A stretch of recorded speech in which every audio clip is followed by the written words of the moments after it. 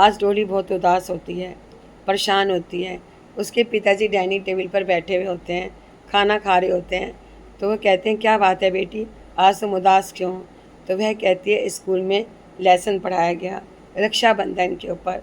पापा, ये रक्षाबंधन क्या होती है? और मैडम बता रही थी, ये भाई बहन का त्यौहार होता है। उसके पिताजी काफ़ी उदास हो जाते हैं और उनकी आंखों में आंसू आ जाते हैं। उन्हें बहुत कुछ याद आने लग जाता है, बहुत कुछ याद आने लग जाता है। मेरी वीडियो आपको कैसी लगती है? इस वीडियो को आप लास्ट तक देखना ज़रूर, आपको अच्छा लगेगा। तो मोहन और सोहन दो भाई होते हैं। मोहन बड़ा होता है, सोहन छोटा होता है। वह उनके छोटे बचपन में उनके मम्मी पापा का देहांत हो चुका होता है। बड़ा भाई अपने छोटे भाई को बहुत ज़्यादा प्यार करता है और वह किसी दुकान पर काम किया करता है। घर उनका अपना होता है, घर बहुत छोटा होता है, होता अपना काम है, अपना घर होता है।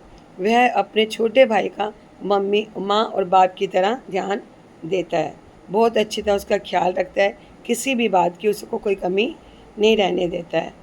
अब बड़े भाई की शादी हो जाती है। बड़े भाई की बीवी बहुत अच्छी आती है, वह अपने देवर का बहुत ज़्यादा ध्यान रखती है। उधर से छोटा भाई पढ़ाई कर रहा होता है, वह पढ़ने में अच्छा होता है। वह अपने भाई से कहते हैं, छोटे भाई से कहते हैं, भाई तू ना ऐसे कर, शहर गांव में तो कुछ नहीं रखा है, तू ऐसे कर शहर चला जा, वहाँ जाकर, यहाँ पर गांव में देख क्या है, यहाँ का सादा जीवन है, तो वहाँ जाकर तू जाएगा, तुझे अच्छा लगेगा और अच्छा काम मिलेगा। खेती बाड़ी के काम में कुछ नहीं रखा है। तो वह छोटा भाई हैदराबाद चला जाता है। हैदराबाद जाकर वह क्या करता है, एक होटल में काम करने लग जाता है और जो भी पैसा बचता है अपने भाई को भिजवाया करता है। जो भी करता है अपने छोटे भाई को करा करता है, पैसे भिजवाया करता है, बड़े भाई को पैसे भिजवाता रहता है। छोटा भाई भिजवाता रहता है। वह कुछ समय बाद वह अपने गांव में आता है, जिस गांव में वो रहने वाले थे। छोटा भाई आता है, बड़ा भाई उसकी शादी कर देता है। बड़ी धूमधाम से शादी होती है और गांव वाले लोग भी उनका बहुत मान सम्मान करते थे बच्चों का, कि बड़े भाई ने किस तरह से छोटे भाई को प्यार करा, अपने माँ बाप का प्यार दिया। उसने उसे कोई गांव वाले भी जानते थे कि इसने बड़े भाई ने क्या क्या करा है। गांव वाले भी बड़े भाई की बहुत इज्जत किया करते थे और छोटे भाई को भी बहुत प्यार किया करते थे। अब छोटे भाई की जब शादी होती है, छोटे भाई की भी बीवी बहुत अच्छी आती है, बहुत खूबसूरत आती है। वह कुछ समय तक गांव में रहती है।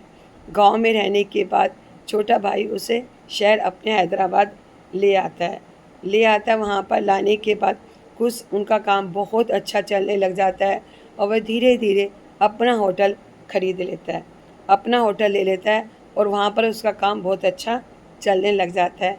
मगर कहते हैं जो पैसे की भूख होती है ना, वो बहुत बड़ी होती है।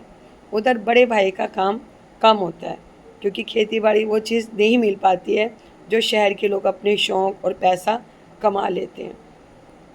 छोटा भाई अपनी बीवी को लेकर गांव में आता है। वह कहता है, जो मैंने इतने पैसे जोड़े हैं उसका हिसाब दो। मगर बड़ा भाई क्या करता है, उन पैसों से वह ट्रैक्टर ले लेता है और ट्रैक्टर लेकर वह अपने काम को आगे बढ़ाना चाहता है। वह अपने छोटे भाई को पैसे नहीं दे पाता है।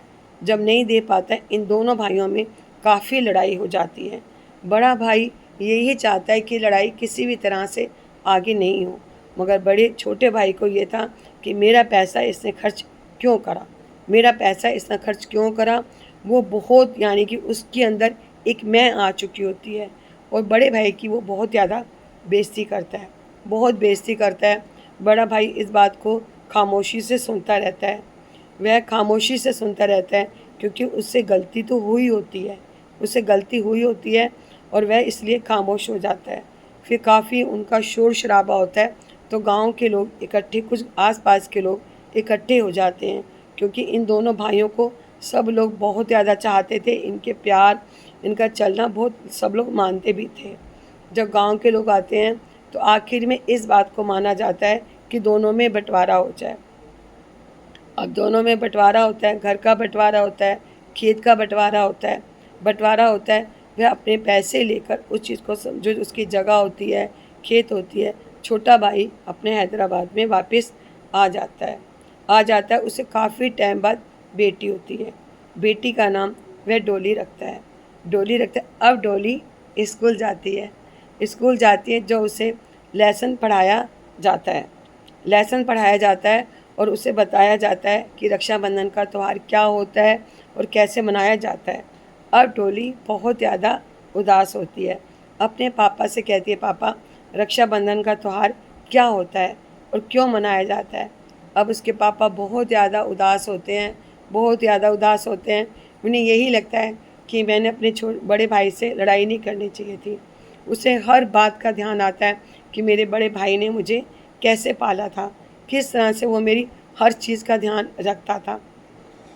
रक्षाबंधन के त्यौहार को 5-6 दिन होते हैं, तो अब उसे लगता है कि मैंने बहुत बड़ी गलती करता रहा।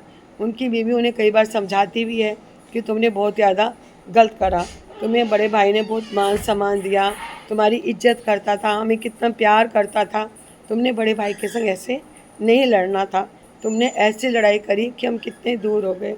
तो कहता है, बेटी चलो आज तैयारी कर लो और आज मैं तुम्हें तुम्हारे भाइयों के पास ले चलता हूँ, जहाँ पर तुम रक्षाबंधन का त्यौहार खूब धूमधाम से मनाना।